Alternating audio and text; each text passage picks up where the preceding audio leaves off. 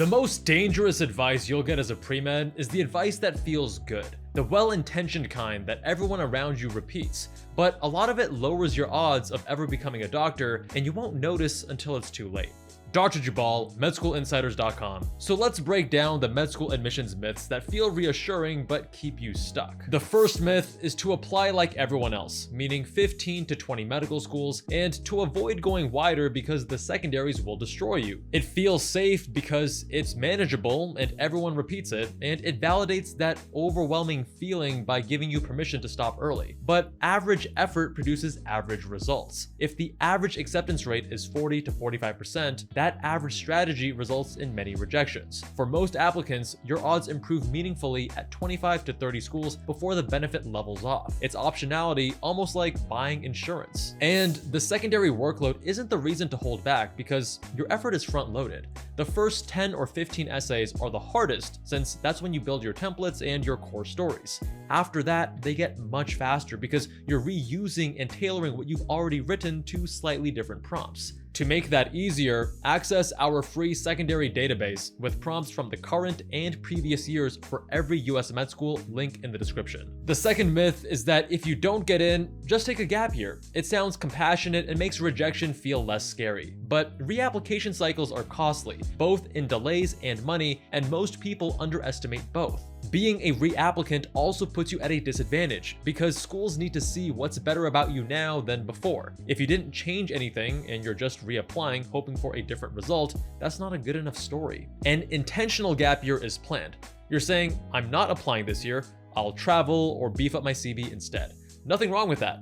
An accidental or forced gap year means you got rejected. The intentional kind is necessary for many candidates. The accidental kind is not. So aim to make a gap year a choice, not a consequence. The third myth is that all med schools are the same and you'll be a doctor at the end of the day, so just focus on getting in. It removes decision pressure and it sounds humble, but your goal isn't to get into medical school, it's to become a doctor. Getting into med school is only the first hurdle. After that, you have to match into residency, and different schools offer very different opportunities. Say you want family medicine right now. You go to med school and change your mind because that's what over 70% of med students do. I was actually one of them. By the end, you've fallen in love with neurosurgery, one of the most competitive specialties to match into. If you're at a program that's primary care focused with no neurosurgery residency and few research opportunities, matching gets much harder. And it's already brutally hard even with every resource on your side. This is why I tell students to get into the best med school they can. The institution can raise or lower your ceiling, especially for competitive specialties. You can still match into neurosurgery from a school without that residency,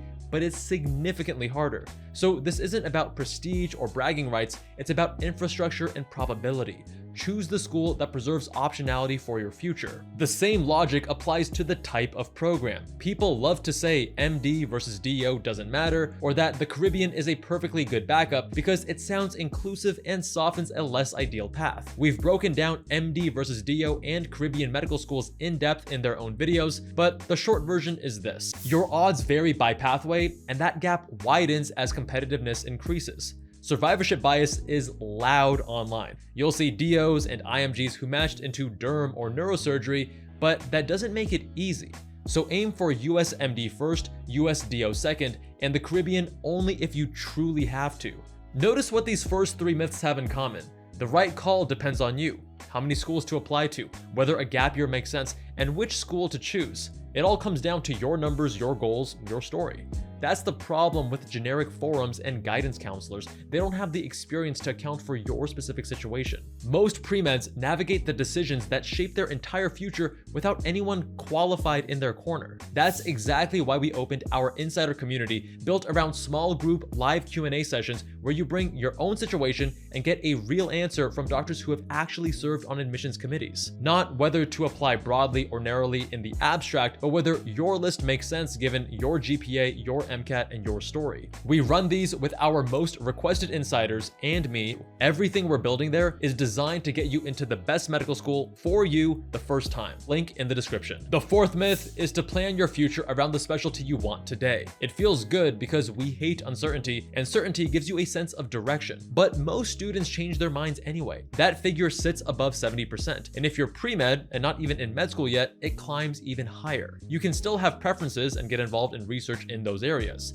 Just keep an open mind. I was gung-ho about pediatric gastroenterology. I had deeply personal reasons since I live with inflammatory bowel disease myself, and I wanted to help kids with similar conditions. I even did research on it in both college and med school. But after witnessing dozens and dozens of endoscopies, I realized it just wasn't for me. Only later, during my third year clerkships, did I discover and fall in love with reconstructive plastic surgery. Focus on what interests you most, but hold it loosely. You might change your mind, and you probably will. Your job early on is to maximize flexibility and optionality. And optionality is invisible until you need it. If there's only one thing you take away, let it be this. Most of the nice advice out there is built to make you feel good today, but your job is to reduce regret later. Join our Skool community to get direct access to doctors with real admissions experience who can help you make the right decisions and get into your top choice med school the first time you apply.